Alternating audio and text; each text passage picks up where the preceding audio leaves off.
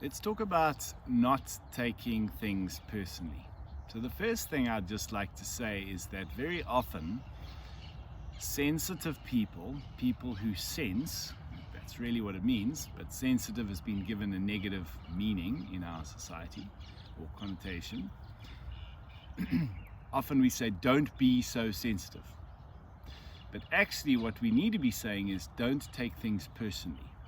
And regardless of whether you're sensitive, obviously sensitive people might have a tendency to take things more personally than somebody who isn't as sensing. But really that's what it comes down to. Have you experienced times where you have been, let's say, in a angry state, and in that angry state, what do you see in others? You see all the things that irritate you about, all the things that irritate you in them, or the negative in them. If you're feeling negative, how difficult is it to see the positive in others? When you're feeling at peace, when you're feeling comfortable with yourself, happy within yourself, then what do? Is we see the good in others. But when we're all operating out of this disturbed state and we're not comfortable in our own skin and we're feeling uncomfortable on the inside, then what we tend to do is we tend to see that in others. Why do we do this? Because it becomes the lens through which we are seeing things. If you take a data projector and project an image onto a screen, and there is a mark on the lens, then that mark is going to be projected out onto the screen. And then what we do is, because we see it on the screen, we tend to then want to go out there and fix it on the screen. In other words, we want to go out and fix the problem out there. Very seldom is the problem out there. Sometimes there are things that need to be done and resolved and fixed out there, but not from a state of disturbance. We need to first think about, hold on, is there a mark on my lens? So when I'm not feeling good about myself, then that's the lens I am looking at and experiencing others through. And therefore that same state that I'm feeling will be projected out onto how I experience other people.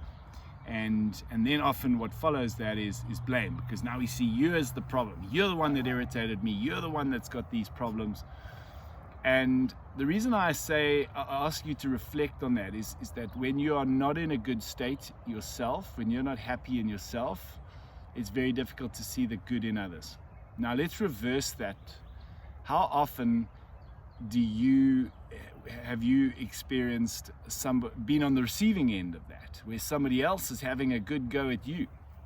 Now, of course, it's always important to reflect on whatever feedback we get from other people, because sometimes that feedback might provide us with very valuable insight into areas where we need to grow that we're perhaps not aware of. But there are also times, there are also times when actually it's the other person projecting their stuff onto us. So never take anything personally. However and whatever people say or do to you, it's never personal. It's always a projection about what's happening for them. And if you remember that, they are not seeing the good in you because they're not in a good state.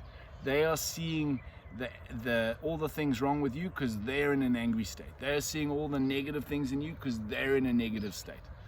As I say, if it's something that you can reflect on and you do reflect on it, and then you realize, hold on, there are some things I need to change, then take full responsibility for that.